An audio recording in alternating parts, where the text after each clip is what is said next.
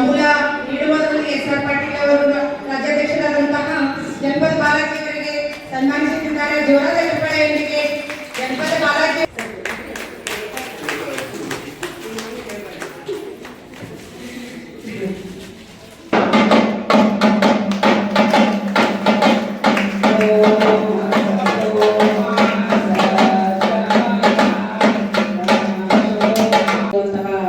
ಎಲ್ಲ ಗಣ್ಯರು ಸಹಿತ ಹೇಳಿದ್ರು. ಇದು ಜನರಿಗೆ ಅವರ ಆಡು ಮಾತಿನಿಂದ ಬಂದಿರತಕ್ಕಂಥದ್ದು.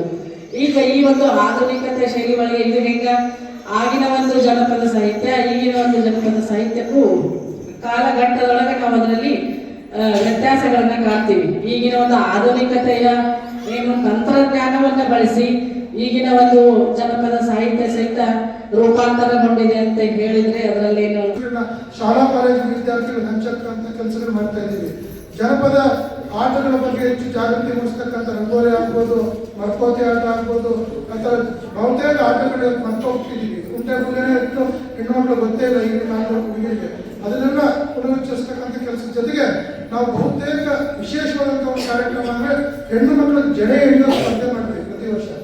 ಕನಕಪುರದಲ್ಲಿ ಮಾಡಿ ಟ್ರೈನಿಂಗ್ ಕೊಡ್ತೀವಿ ಹೇಗೆ ಜಡೆ ಹಿಡಿಯಬೇಕು ಅಂತ. ಈ ಹಿಂದೆ ಮದುವೆಗಳಲ್ಲಿ ಜಡೆ ಹಿಡಿಯೋದೇ ಅದು ಟಿವಿ ಇರಲಿಲ್ಲ, ಮೊಬೈಲ್ ಇರಲಿಲ್ಲ, ಕ್ಯಾಮ್ರಾ ಇರಲಿಲ್ಲ.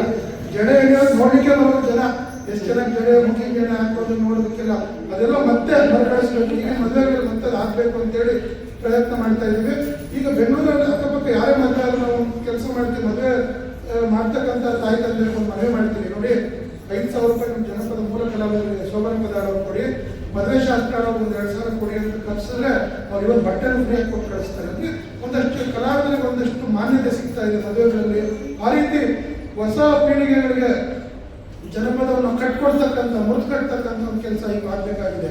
ಜಿಲ್ಲಾಧ್ಯಕ್ಷರು ದಾಕ್ಷಾಯಿಣಿ ಅವರು ಬಹಳಷ್ಟು ಜನರು ಜನಪದ ಬಗ್ಗೆ ತಿಳ್ಕೊಂಡಿದ್ದಾರೆ. ಅವರು ಮುಂದಿನ ದಿನಗಳಲ್ಲಿ CDP ಅವರಿದ್ದಾರೆ ಇಲ್ಲಿ, ಮತ್ತು ನಮ್ಮ ಊಟ ಆಗ್ತಕ್ಕಂಥ ಮಿಡ್ ಡೇ ಮೀಲ್ಸ್ ಅಧಿಕಾರಿಗಳಿದ್ದಾರೆ. ಇವರೆಲ್ಲ ಸೇರಿ ಒಂದು ಇಂಡಿಯಲ್ಲಿ ಜಿಲ್ಲಾ ಮಹಿಳಾ ಸಮ್ಮೇಳನ, ಯಾಕಂದರೆ ನಿಂಬೆಹಣ್ಣು ಆಡು ಅಂತ ಹೇಳಿದ್ದಾರೆ. ನಿಂಬೆಹಣ್ಣು ಬಹಳ ಶ್ರೇಷ್ಠ, ನಿಂಬೆಹಣ್ಣಿಂದ ಏನೂ ಆಗೋದಿಲ್ಲ, ಎಲ್ಲದಕ್ಕೂ ಬೇಕಾದ್ರಿಂದ ಜಿಲ್ಲಾ ಸಮ್ಮೇಳನ ಬಿಜಾಪುರದಲ್ಲಿ ಮಾಡಿ ಇಲ್ಲೇ ಮಾಡಿದ್ರು. ಯಾಕಂದರೆ ವಿಶೇಷವಾಗಿ ಹೌಸಿಸರ್ ಇದ್ದಾರೆ, ಅವರು ಬಹಳಷ್ಟು ಕ್ರಿಯಾಶೀಲರು. ಮತ್ತು ಅವರು ಸಿಂಧಿಗೆ ಅಧ್ಯಕ್ಷರಾಗಿದ್ದಾಗ ರಾಮಪುರದಲ್ಲಿ ಮಾಡಿದ ಸಮ್ಮೇಳನ ಈ ರಾಜ್ಯದಲ್ಲೇ ಅದು ಸ್ವರ್ಣಾಕ್ಷರದಲ್ಲಿ ಬರೀತಕ್ಕಂಥ ಒಂದು ಸಮ್ಮೇಳನ. ನಮ್ಮ ಜೊತೆಗೆ ಸರ್ಕಾರಿ ನೌಕರ ಸಂಘದ ಅಧ್ಯಕ್ಷರಿದ್ದಾರೆ. ಮತ್ತು ಈ ಥರ ಉಪನ್ಯಾಸಕರಾಗಿ ಪ್ರಾಸ್ತಾವಿಕವಾಗಿ ಮಾಡ್ತಕ್ಕಂಥ ಶೈಲಜಾ ಮೇಡಮ್ ಅವರಿದ್ದಾರೆ. ನೀವೆಲ್ಲ ಏನಿವತ್ತು ಲಂಬಾಣಿ ಸಂಸ್ಕೃತಿ ಇದೆ, ಇವತ್ತು ಬಹುತೇಕ ಈ ರಾಜ್ಯದಲ್ಲಿ ಜನಪದ ಅನ್ನುವಂಥದ್ದು ಅದ್ಭುತವಾದಂಥ ಒಂದು ಸಾಹಿತ್ಯ.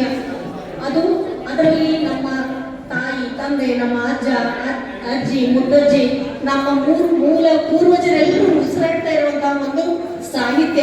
ಅದು ನಮ್ಮ ಬದುಕಿನಲ್ಲಿ ನಮ್ಗೆ ಗೊತ್ತಿಲ್ಲದೆ ನಮ್ಮ ಹಾಸುಹೊಕ್ಕಾಗಿ ಬಂದಿರುವಂಥದ್ದು. ಅದರಲ್ಲಿರುವಂಥದ್ದು ನೀವು ಬೇರೆ ಶಸ್ತ್ರ ಸಾಹಿತ್ಯದ ಯಾವ ಸಾಹಿತ್ಯವನ್ನು ತಗೊಂಡು ನಿಮ್ಗೆ ಎಲ್ಲೂ ಸಿಗೋದಿಲ್ಲ. ಅಷ್ಟು ಅದ್ಭುತವಾಗಿ ಮೌಖಿಕವಾದಂಥ ಒಂದು ಸಾಹಿತ್ಯ. ಮೌಖಿಕ ಅಂದ್ರೆ ಅದು ಓರಲ್ ಲಿಟ್ರೇಚರ್, ಅದನ್ನು ಯಾರೂ ಬರೆದಿಟ್ಟಿಲ್ಲ. ಆದರೂ ಸಹಿತ ಇವತ್ತಿಗೂ ಅದು ಉಸಿರಾಡ್ತದೆ, ಇವತ್ತಿಗೂ ಅದು ಜೀವಂತವಾಗಿದೆ. ಅಂದ್ರೆ ಅದರ ಸತ್ವಯುತ ಕೇವಲ ಅದರ ಸತ್ವಯುತ ಶಕ್ತಿಯಿಂದ. ಆ ಶಿಷ್ಟ ಸಾಹಿತ್ಯದ ಮೂಲ ತಾಯಿಗಳು ಯಾವುದು ಅಂತ ಕೇಳಿದ್ರೆ ಜಾನಪದ ಸಾಹಿತ್ಯನೇ ಹೌದು. ಯಾಕಂತಂದ್ರೆ ನಾವು ರನ್ನ ಪಂಪ 10ನೇ ಶತಮಾನದಲ್ಲಿ ರನ್ನ ಪಂಪರ ಎಲ್ಲ ಒಂದು ಸಾಹಿತ್ಯಗಳನ್ನ, ಕಾದಂಬರಿಗಳನ್ನ, ಮಹಾಕಾವ್ಯಗಳನ್ನ ಓದ್ತೇವೆ.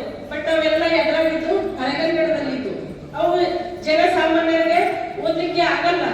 ಅಂತ ಮುಂದೆ ನಮ್ಮ 12ನೇ ಶತಮಾನ ಒಂದು ಅತಿ ಸರಳವಾದ ಸಾಹಿತ್ಯದ ಒಂದು ಕಾಲಘಟ್ಟ ಯಾವುದು ಅಂತಂದ್ರೆ 12ನೇ ಶತಮಾನದ ಕಾಲಘಟ್ಟ ಅಂತ ಹೇಳಿದೆವು. 12ನೇ ಶತಮಾನದಲ್ಲಿ ಯಾರೆಲ್ಲ ಇದ್ರು ಅಂದಾಗ ನಾವು ವಚನ ಸಾಹಿತ್ಯ ಹೇಳ್ತೇವೆ. ವಚನ ಸಾಹಿತ್ಯದಲ್ಲಿ ಮಾಂಡ್ಯ ಅಂತ ಹೇಳ್ತೇವೆ,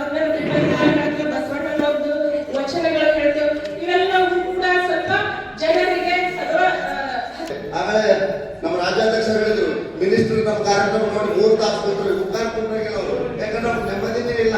ದುಡ್ಡು ಇರ್ಬೋದು, ನೆಮ್ಮದಿ ಇಲ್ಲ. ನೆಮ್ಮದಿ ಸಿಗಬೇಕಾದ್ರೆ ಕಾರ್ಯಕ್ರಮದಲ್ಲಿ ಭಾಗವಹಿಸಿದ್ರೆ ಮಾತ್ರ ನೆಮ್ಮದಿನ ಪಡೆಯೋಕೆ ಸಾಧ್ಯ ಇದೆ. ಯಾವಾಗ ಜನಪದ ನಮ್ಮ ಹೃದಯಾಂತರ ಬರ್ತಾ ಇದೆ ಅವಾಗ ಮಾತ್ರ ನೆಮ್ಮದಿ ಸಿಗಲಿಕ್ಕೆ ಸಾಧ್ಯ ಇದೆ. ಹಣದಿಂದ ಯಾರು ನೆಮ್ಮದಿ ಪಡ್ಕೊಂಡಿದ್ರೆ ಉದಾಹರಣೆಗೆ ಜಗತ್ತಿನೊಳಗೆ ಇಲ್ಲೇ ಇಲ್ಲ. ಬಹುತೇಕ ಹಣದಿಂದ ಹಾಸಿಗೆ ತಗೋಬಹುದು, ನಿದ್ರೆಯನ್ನು ತಗೊಳಕ್ಕಾಗಿಲ್ಲ. ಹಣದಿಂದ ಬಟ್ಟೆ ತಗೋಬಹುದು, ಸೌಂದರ್ಯ ತಗೊಳಕ್ಕಾಗಿಲ್ಲ. ಏನಾದ್ರೂ ಇವೆಲ್ಲ ತಗೊಳ್ಬೇಕಾದ್ರೆ ಜಾನಪದದಿಂದ ಮಾತ್ರ ಸಾಧ್ಯ ಇದೆ ಅಂತ ಈ ವೇದಿಕೆ ಬೇಕಾದ್ರೆ ನಾನು ಹೇಳಕ್ಕೆ ಬಯಸ್ತಾ ಇದ್ದೀನಿ.